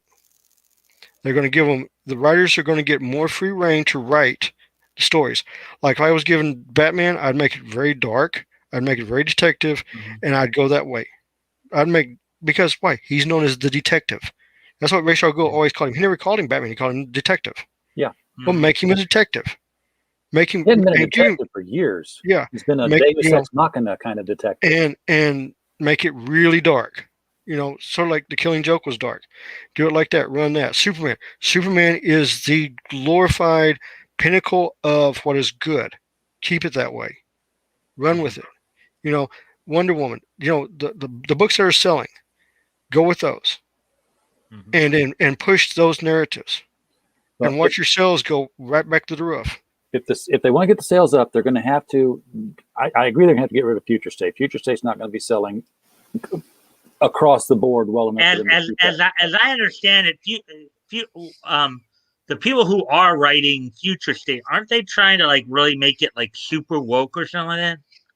I don't know. Well, it doesn't matter what they're trying to make it. If it's not selling, it's going. Well, I mean, if they're trying to make this is the whole thing about selling, could be that part of the reason it's not selling is they may be trying to make it super woke. That may be one of the. What I'm getting at is when they look at the numbers, they're not going to care what has been written. If the numbers doesn't come back positive, it's done. Right. Which means they're going to need another event to undo all of that and to get rid of this stupid linear verse thing that they've got going on. You're aware of the linear verse? Mm-hmm. Yeah. If you there is a real easy way to fix everything going on in DC right now. Real easy way. And you create a character that's like the Beyonder, where he comes in and he resets everything. Well, basically have another crisis event. They've done you only have to have that. But I mean, saying they can do it again, reset it all, and fix what was broken. They've done that. They don't know that they've done it. They've done it twice. They've done the past with the crisis event. That's basically what Crisis on Infinite Earths was. That's what Infinite Crisis was. Yeah. That's what Final Crisis was. Those were all basically reboots to clean up a lot of stuff. But the thing about it is, it's just like, you know, somebody asked me, oh, they can't fix the X-Men. Yeah, they can. Real simple. You need one character to come in to fix everything in the X-Men. One character to come in. It did a massive mental mess up on everybody. And then you find out who that character is, and then you got to go stop them. Even though your minds are all messed up, you got to figure out how to break that and stop the person that's been messing with your mind. That's how it works in X-Men because they're all mentalists. But the thing about DC is that DC keeps getting rebooted because the one character that they've created, who created the DC universe, is still trying to get it right. Correct. If you look at the Green Lantern number 40, I know. Going back when the spiral of stars is showing up in the pale hand of creation, the hand is blue. Which volume, RJ? The first volume. Well, the first volume of Hal Jordan. I guess there's Okay. Green Lantern comics Because, with because Alan Scott. there was a Green Lantern series that featured Alan Scott, but actually now that I think about it, I don't even think they made it to issue 40 on that one. Yeah, But but Alan Scott was actually on this cover because it was the classic Hal Jordan versus Alan Scott in front of the Guardians, and they're getting ready to give Alan Scott the ring, and Hal's like, no, he can't, have it. But that is the very first mention in DC Comics of the Crisis. Now, That's where the whole thing is talked about. the Crisis on Infinite Earth. One other thing I would do, and this is if I was in charge of DC, this is going to be a real left swing. But I would take Jim Lee off of editing, put him back on drawing, and I'd have him resurrect Wildstorm. The whole Wildstorm universe? I would bring out Wildcats again. I would bring out Grifter. I would bring out Stormwatch. Grifter, but I'm saying I would bring out what was done and get that moving because those books sold. Hey, RJ. I was just about to let you know. I think Robert has a question or two for you. Linearverse, I think it's its own universe thing. It doesn't make any sense. The whole Linearverse thing is basically the Batman you've got today is the same Batman you had in 1960, is the same Batman you had in 1930 because they're just going to age slow. And it just flat out came out and said, you're going to age slowly. I was like, that is the stupidest thing that I've ever heard of in my life, because now does everybody age slowly, or is it just the heroes that age slowly? Well, the other thing, I mean, it depends on the issue of the book, because if you have a storyline that goes 12 books, it takes a year for us to tell it, but it only took them like 2 weeks. Yeah. So that's kind of, there's pros and cons to that. Bob Rozakis used to explain the fact that, Superman and Batman were always 29. They'd always been operating for 5 years, and that 5 years is always moving. It doesn't matter, if you go out there and, retentively count every single day that happens in a book and say, this adds up to 17 years. It happened in 5 year period. They've been at it for 5 years. Actually, RJ, one of the sites I use as a reference site, Mike's Amazing World of DC Comics, and no, it's not my site. It's another guy. Different Mike. Yeah. They actually did a little thing lining up the chronology. And I know there's also another site I use that, like chronology, have to do with the DC chronology as well. But if you go here, let me pull that particular thing up, and I can just show you. But while you're looking for that, I think he hit the wrong button. He hit the wrong button. But no, I mean, there's a way to fix. I will put it to you this way: with all the knowledge I have about comic books and the way I do storytelling, if DC was handed to me to fix, it would take me 18 months to fix it. Oh yeah. Now, could I fix it? Yeah. Do I think the books would sell really good? Yes, I do think the books would sell really well. The problem is right now the people that are in DC Comics would not listen. Yeah. See, the creator and the editor of DC Universe is Dr. Manhattan. It just makes so much sense, given everything that happened in the first Primal Crisis, in Watchmen. I really think that's where Jeff Johns was going to go with Doomsday Clock, and somehow got derailed by editorial to go a different direction. Because you can, have you read Doomsday Clock, that particular series? Yeah. Okay, so that he got rid of, he kept finding Superman in the past and changing things, and Superman always showed up a little later, and it was always a little different. And he would go back and he would like move something he moves the Green Lantern out of the reach of Alan Scott, and Alan Scott dies, and there's no Justice Society. But what's not mentioned is that Dr. Manhattan cannot time travel.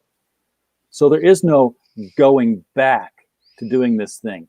The only reason he could do anything in any era is if he was already there chronologically moving forward. He can see the future. He can see the past. He can't go there. He's always now.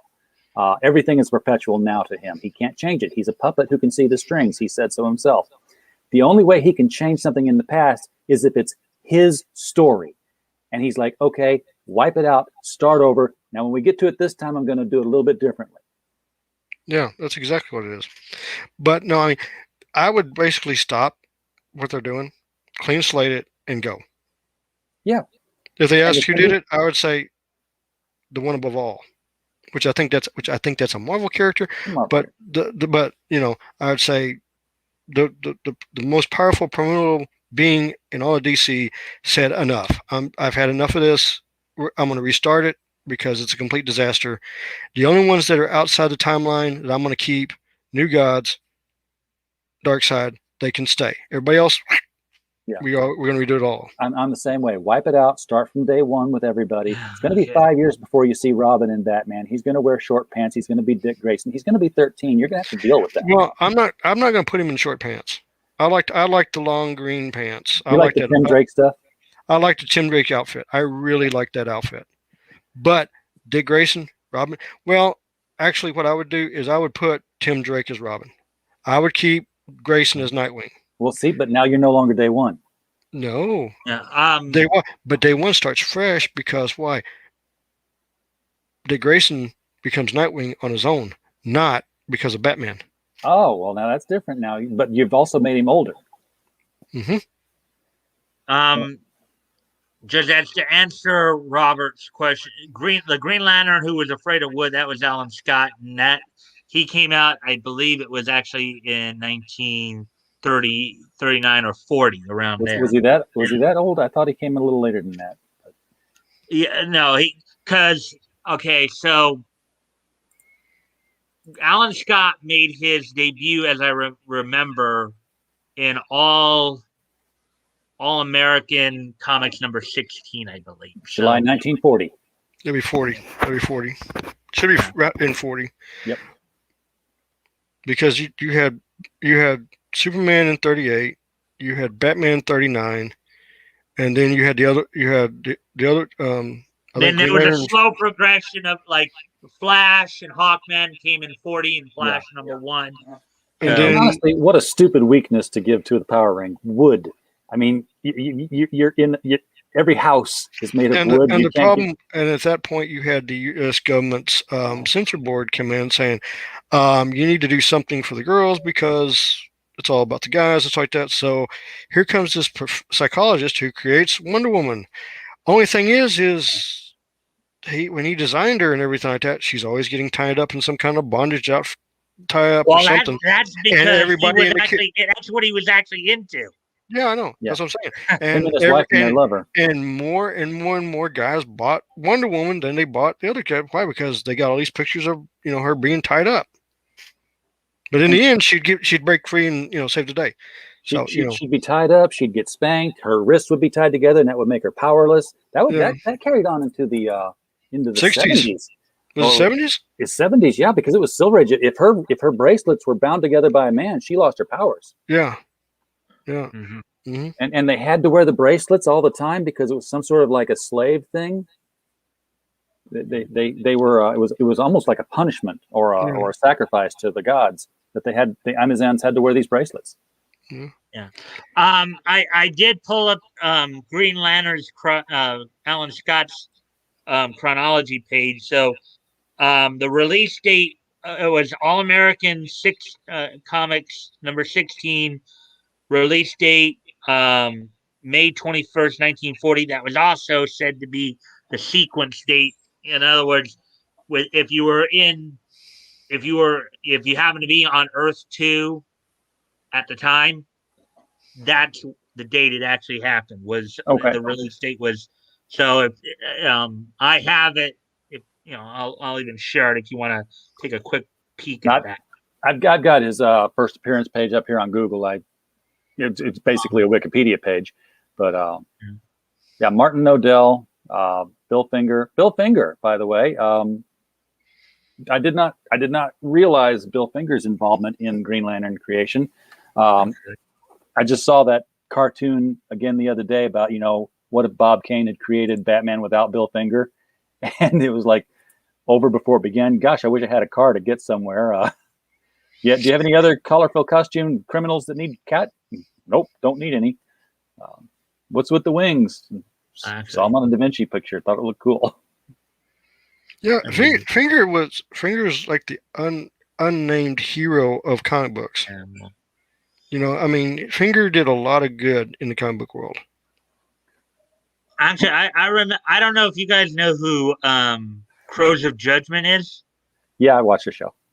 Okay, I know a while back they had Bill Finger's granddaughter Athena on. Oh, nice. And they were talking about, I guess, Batman, and apparently there were some legal issues between Bill Finger and Bob Kane in regards to the creation of Batman. There was. Yeah, I know all about that. It finally got ratified just a few years ago. I mean, both men are passed. I mean, both are gone. But yeah, for a long time, if you go back now and if you watch any of the videos, they went back in and put in, it says Batman created by Bob Kane and Bill Finger.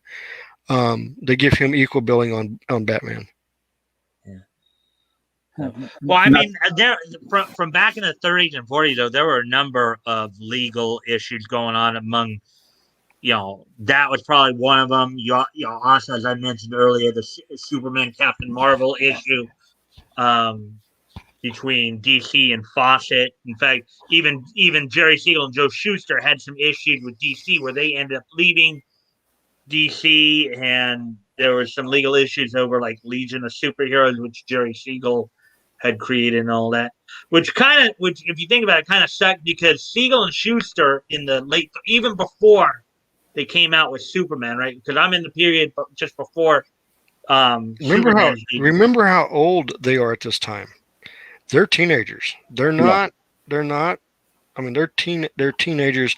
This is in the 30s. Things are different than they are, Mm-hmm. And this is a lot of things I try to explain to people is when you look at things, and I'll explain. One of the newest books that came out, I caught a mistake in. I said, "Here's the thing: you put the story in World War II, right? There's no plane that flew from America to England during World War II. There's no way. All troops were sent by boat. B-17s had to stop in Iceland to get refueled." And he was like, "Oh, I didn't know that. I was like, this is the thing. If you're going to do research, you need to know what's going on in the time periods. You need to understand, even in the 1920s, people were still riding horses. Cars were not all over the place. Roads were not all over the place, Right. And even in some parts of the United States, paper money wasn't even around. They were still paying with gold dust and gold this and, in coins. So Like there's a lot of things that happened in the Western stuff. Yeah. Well, even in Hollywood, when Hollywood first started out, the paper money hadn't just got out there yet. I mean, when you go look at the first days of Hollywood, it really was wild. I mean, when they needed cowboys for westerns, they got real cowboys. They went and got some off the range. Off the rancheros. No, they went straight to New Mexico and in Texas to get them, and same thing with the Indians. They went to Four Corners and got, they got Navajo, they got Comanche, they got Apache, they got everybody come in. And the directors loved working with the Native Americans because what they would do, they would pay them as a tribe, and then they'd work one day because they said the Native Americans never made a mistake. We only had to shoot their scenes once. And they go, when you watch it on the film of the silent movies, those are real Native Americans on their real horses, wearing their real feathers, wearing their real battle gear, like they would go into battle and everything. So that's all real. It wasn't, John Ford or anything like that. They were using the real deal. So if you watch those films that are silent films of the Westerns, that's real. Yeah. And that's as real as you're going to get. When they were casting on the set for, extras, they would get very specific what they wanted, what they were looking for. And it would show up. Yeah. And you had this, massive extras that would get around the board and be putting the board up, says, we're filming this on this set, this on this set. We need 3 olive-skinned pirates, preferably somebody with a scar. And what you had over there was you had Lon Chaney reading all this with his makeup kit and says, I can make myself to be one of those. And that's why he became such a well-paid actor, because he was making all the money on the extras bits. Yeah. He was like going from 1, 2, 3, 5 movies a day. The thing is, they'd have thousands of people show up to be extras because they were getting paid $5 a day. Yeah. Now you have to understand, back then, $5 a day was a lot of money. Yeah, and they would look out in the crowd, and there's Lon Chaney. Looks exactly like the description of the character they're looking for extra. And see, once they found out he was doing all these things, they gave him the big contract. Yeah. And big contracts, we're talking, and this is 1923. We're talking $15,000 a week, $25,000 a week. Millions of dollars being spent. That's an insane amount of money. That's unbelievable amount of money, even in today's standards. To make $15,000 to $20,000 a week, that's a lot of money. And this is 1923. This is almost 100 years ago. Would be nice. Yeah, RJ, I don't. Robert Roberts had a pretty interesting statement there about Bruce Wayne. Oh yeah, I put that up on the chat there. That's yeah. That was actually one of the accusations. That's actually one of the accusations that was made that led to the Comics Code Authority coming into effect. Because, like with the superhero, they claimed that Superman was a fascist. They targeted the whole bondage situation we were just talking about with Wonder Woman a little while ago. Yeah, and they were claiming that Batman and Robin were involved with each other in some kind of gay affair. And to counter that, that's what actually gave us the original Batwoman. Yeah, Wortham said that it was a homosexual pipe dream. It also brought in where you had the more romantic between Lois Lane and Superman. You had 3 or 4 women come in for Batman, because you had Batwoman, you had Catwoman, and Catwoman was actually first, because she actually showed up in Detective. She actually showed up in Detective 27. That's when she made her first appearance as Selena Kyle, not as Catwoman, but as Selena Kyle. She was the lady who owned a pet store. I know my Batman trivia. Oh yeah. So what is Lana Lang's mother's maiden name? Lana Lang's mother's maiden name? Yes. That's Superman. I know, but I'm not. I said Batman. That's a real trivia question too, by the way. Yeah.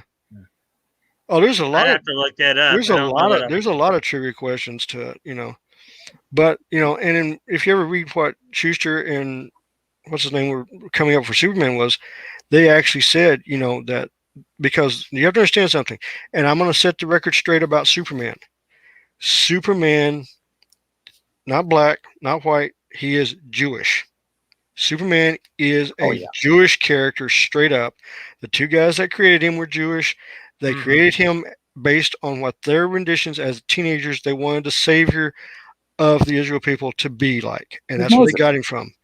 No, well, okay, it's the Christ figure. If you look at his name, hold on, Mike. If you look at his name, and you go by the Israeli spelling of Old Hebrew, Kal El means son of El, meaning son of God. Yes, that's exactly what they made him to be. Which spelling are you talking about? The Earth 2 spelling where it was just with the L, or are you talking about the one from Earth 1? No, I'm talking about if you go to the Old Hebrew, what they were using when they wrote it out, it says the son of El. And El is the oldest rendition from Hebrew of the word God. Yeah. Superman's real name is Son of God. That's who he is. That's why he was made to be. That's how they created him. He is a Jew that is classified as the Son of God. Well, and the whole story is the Moses story anyway. I mean, he sent down the river in a basket to the bulrushes, or sent off in a rocket in outer space. Yeah, I mean, yeah. I mean, that's exactly what it is. But again, that's what he is, and it's funny that everybody wants to make him this other stuff. Well, sorry to tell you this, but this is what he is, and that's what he's always been. So they can try to turn it this way or that way, but that's what he's always been. Yeah, this whole idea that the next Superman in movies is going to be black, it was like, okay, I don't think that's going to sell very well. That's not the one that really got me. The one that got me hilarious is what the BBC did. They made Anne Boleyn black. I'm like, really? Yeah. I'm like, no, I mean, I saw this, and this is my question I asked them, because I replied on Twitter to this. I was like, how is she going to be the mother of Queen Elizabeth, who was pale-skinned and red-headed and blue-eyed? Yeah. I was just like, and we know what Anne Boleyn looked like. We have paintings of her. We know who she was. It's like, why did you guys do this? mean, it's not like they don't. They already had a black Queen of England that they could have gone with, who was a Moor, and we didn't have pictures of her, but they. I'm not going to go there. But if they want to do a black Superman movie, they should have taken Icon and turned that into a script and given those Milestone guys some. Yes, MCU. it should have been. It should have been Icon. It should have been Mildstorm. That's what they should have done. Yeah, give those guys some of that I think DCEU money. Probably the only reason they probably didn't is because they just didn't feel that Icon was known enough, because he's from, rather than being from the main universe, he's from like an imprint from the Vertigo imprint. What's going to happen is the movie's going to come out. It's not going to do very well, and then AT&T is going to scream. And then Warner Bros. Is going to say, "Okay, can we do it this? Can we do this now?" And I think what's happening is, what do you mean do this? What do you mean by do this? Warner Brothers, they've seen 2 movies be very successful, but they are so liberal and on this path of being wokeness, they've got to do something to appease their peers. So they're going to run this movie to appease their peers, knowing they're going to lose money. Then they're going to, and then AT&T is going to come in saying, "Why did you do this? We're already this much in the hole. Now what are you going to do?" Then they're going to come up with this grand scheme of this straight up movie, no politics involved. We're just going to do this, and then everybody's going to be happy. Zack Snyder's Justice League 2. Snyder's gone. No one's gone. No, he's cut ties with Snyder. Cut ties with WB. When did that happen? About 5 days ago. Yeah, he'll be back. Money will bring him back. We'll see. You got to keep the faith. No, not with Snyder. I don't keep the faith with Snyder. We can't leave the Snyder DC cult. It's anathema. Oh boy. Well, other than that, but no, I mean, comic books can, a comic book can be saved real quick. Any of the comic books can be saved real quick. Even, the sales with X-Men are going down real quick. I can name one character that I could throw in real quick, do it as a complete, utter mind whip because the person wanted revenge on all the X-Men, and you have to have 2 people come in and save it, and the villain's female, the 2 people that save it are female, everybody would be happy with it, and it would reset the X-Men. The villain would be Marilyn Pryor as the Demon Queen resurrected. And the 2 people that have to save it is Rachel Summers comes in from the future, gets her mother, Jean Grey, both of them are the Phoenix, both of them take on Marilyn Pryor, they reset everybody, they reset everything, and everything's back to normal, and that's as quick as you can do it. Yeah, but you got to reset the entire MCU because everything is so interconnected there. We're dealing with... Which I'm all for. You have 2 versions of Phoenix together. Yeah. Phoenix could do it. Because remember, Galactus went up against Rachel by herself, took 2 planets and smashed her with it, and she just brushed it off like it was nothing. And then Jean, when she went nuts, wiped out a whole solar system, a whole galaxy. Yeah. Yeah, I saw that particular depiction on the 90s X-Men cartoon, I believe. That was in the cartoon. The comic book was even a lot bigger than that. So those, you have 2 versions of Phoenix together, working together.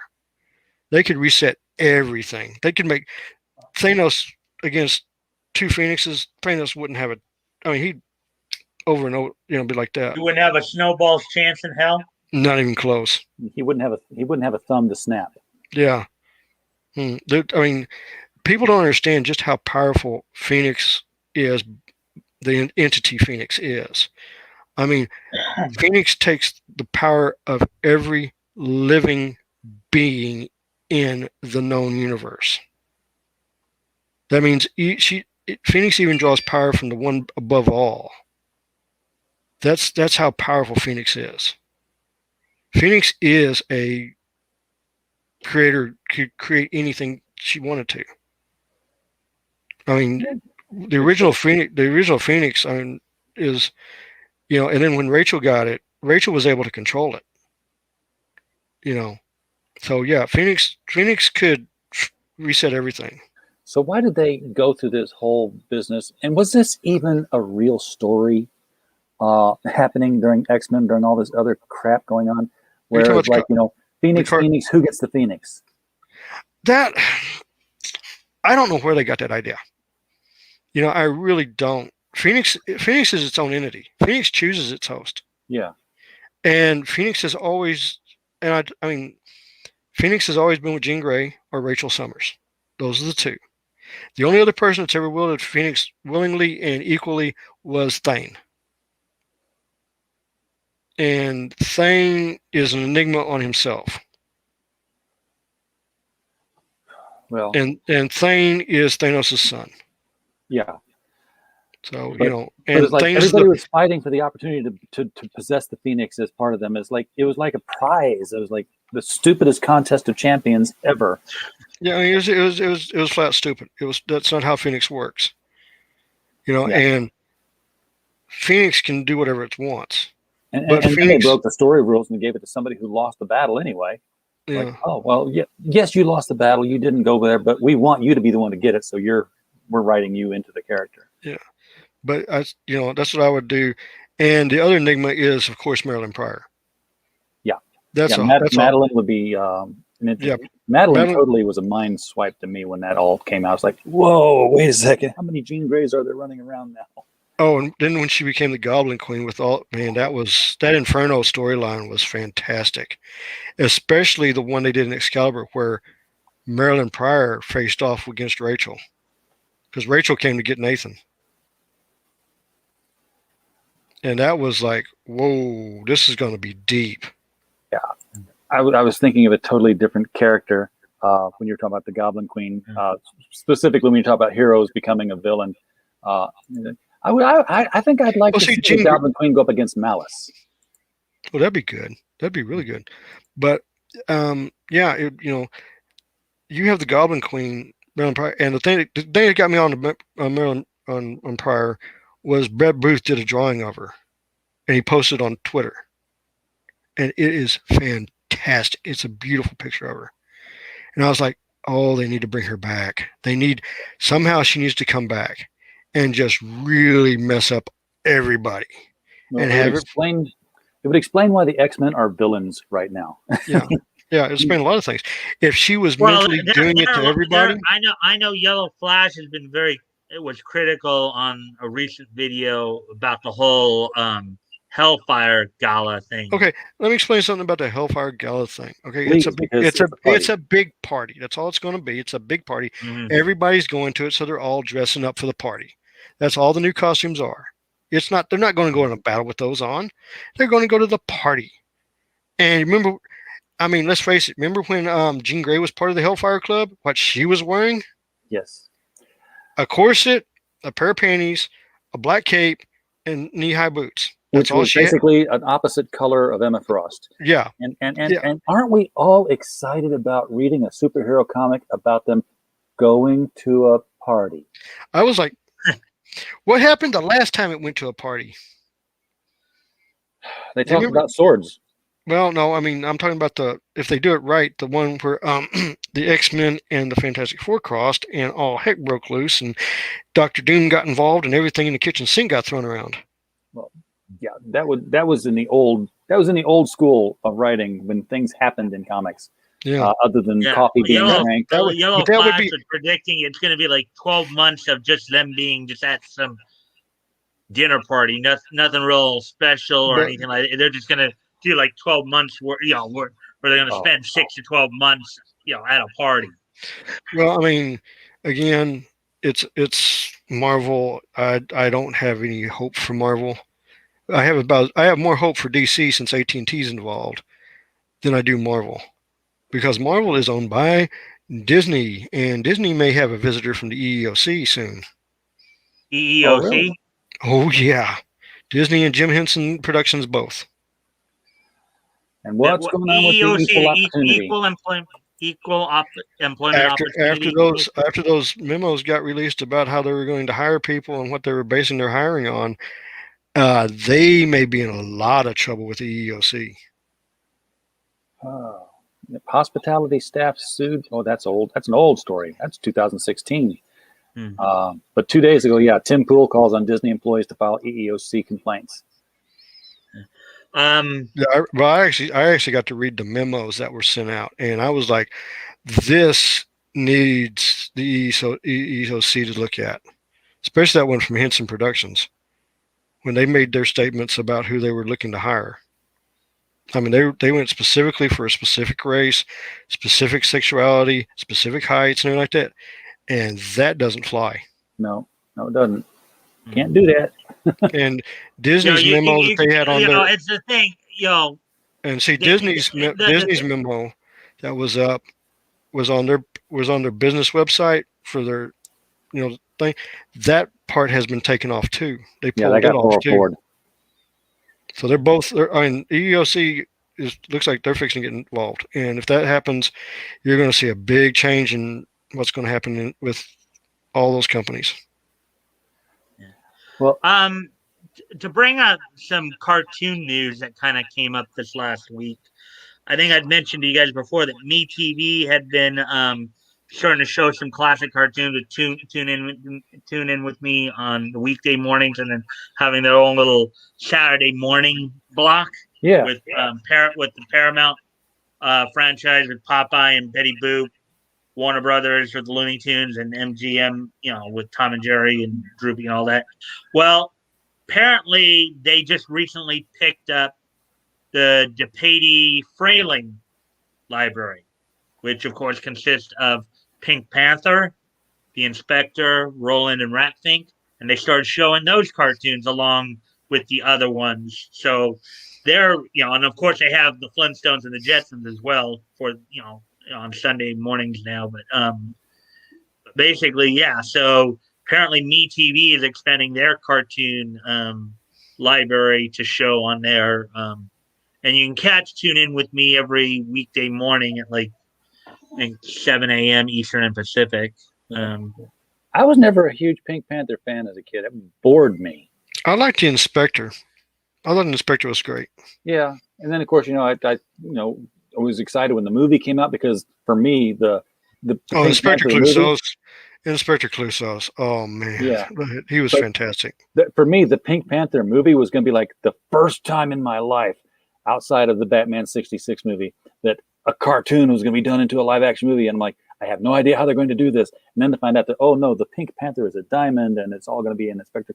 Like, I was out, but I was like 12 or 10. No, so. I watched him on television, but I mean, I left hard with the Inspector. I mean, oh yeah, he was funny. I mean, those whole movies are just downright hilarious. And then to get Roger Moore to play the last one,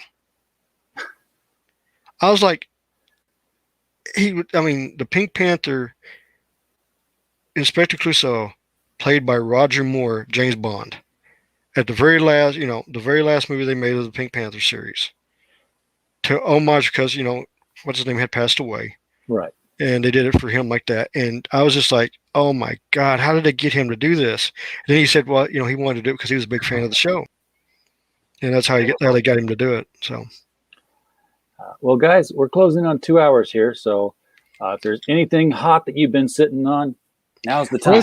Only thing I got to say is, Steins are on sale, paperback on Amazon right now. I think they only had 3 copies left for $12.44, so go pick them up. Go get one. It's a good story. A lot of werewolves, a lot of vampires, a lot of death, and a good little romance running right down the middle of it. And the link to that is now placed out there in the chat so that you can jump out there and pick up James's book and be ready to get the second book, which is Steins 2, Carmilla. Yes. It will be coming out in September. All right. And if I can, I want to do a couple of quick little plugs for what I'm doing. Yes. So this Friday, Batgoat and I will be continuing our look through October 1937 of comic books that went on sale. This time we'll be focusing on Centaur Publications, Funny Picture Stories number 10. So you guys might want to come check that out. As we look, as I always do with the historical retrospects, we'll read through some stories, we'll do some commentary, comparative commentary, some word usage, analysis, and then that's the one thing. Every Friday we do the historic comic retrospect. We'll be going through October of 37. through the first week of June. And then also, I decided this past Friday, Monday, May 31st, which here in the States is Memorial Day. I will be doing for my live stream that night. I'll be doing an open mic night. You guys, of course, are also invited to come by and participate. Again, the way I run open mics, pretty much like you do, just kind of try to bring people in as a panel. I know for me, I think since I pay StreamYards, I can have up to like 10 people. Yeah. So in it. So I don't rotate them in and out as much. Usually I get 3 or 4, but you guys are, and of course you guys are always welcome to drop by any of the nights I'm streaming, of course, because I do them Monday through Friday, 7 to 10. So basically Fridays is my historical comic retrospect. I want to check it out if you want to learn a little bit more about comics or get an idea of how comics were at a particular time and stuff like that.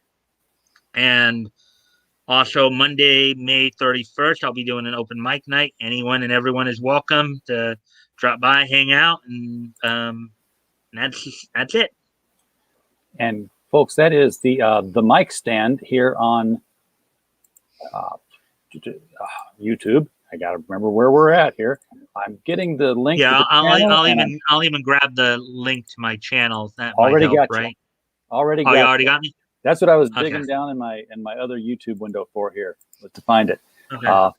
So I found you. I put it up there in the link. So yeah, check out the mic stand as Mike travels through time to take you to the old comic books to learn your roots. We're working our way through October of 37. There was some interesting stuff. We read through the Funnies number 15 this past Friday night, where Scribbly was one of the characters one of the features I read. Yep. So some interesting stuff when you really look at it and you do the deep dives into it. I still want to find myself a handful of 1935 dimes and a time machine, and I'm just going to go back and buy myself some mint issues of Action number 1 and Detective 27 and all that stuff, and just bring it back here, and it'll be in tip-top shape. Action number 1 came out in May of 1938. Yep. Detective Actually, 27. If you have those dimes in mint condition from back then, they're probably worth more than the comic books. Probably. Yeah. That would figure, because they'd be made out of real silver. Well, not only that, but if they're in mint and they're from 1939, that far back, those coins are going to be, I'll pay a couple thousand, just many thousands of dollars for this coin, and this, you come back with like a bag full of them, man, you could just make a fortune. Well, that's what you do. Okay, so what I'll do is I'll go back to 1939 and I'll pick up glass pop bottles and turn them in for the deposit, and I'll buy some comics and keep some dimes, and then come back with all of it. Yeah, there you go. And don't tell me that the pop bottles would be collectible too. I know that, but yeah. Of course, I would hope to see you guys on one of my streams at some point. I know you visited before. I'll probably be working, so that's the reason why I don't pop on all your streams, because I only can do Sunday nights, Mondays, and Tuesdays. That's the only time I can do it. I hear you. Well, let's see. Well, and just to let everybody know, I stream, as I said, Monday through Friday, 7 p.m. Pacific, 10 p.m. Eastern, so that would be 9 p.m. Central. 9 p.m. for me. Yeah. So. All right, guys. I think tomorrow I'll be on Geronimo Draws, so I think I'll be there tomorrow night. So I'm going to be trying to fill out my calendar. I've got every night this week available except for Thursday, when we'll have Charles Santino on, and then Friday we have The Death of Alex Raymond will be spotlighted. That's a new book by Dave Sim, and we'll have the artist on that series on, because Dave does not do shows. Dave avoids technology, I believe. And I have been trying to come in to check out some of your streams during the week too. It's just usually that time is around the same time I'm usually preparing mine. So. Oh yeah. I used to try to avoid bumping into everybody else's stream, and then it was like, you just have to not stream then, because everybody's got a show on at some time. So I'm just like, just be consistent, show up at a certain time, and go with it. And people show up, they show up. And we are so grateful for those who do show up. And I'd like to thank everybody who was in our chat tonight, throwing out comments and sticking with us here. You're the reason why we did get monetized. I would not have a monetized channel without you, and I'm very thankful to you. And as always, as we do every night,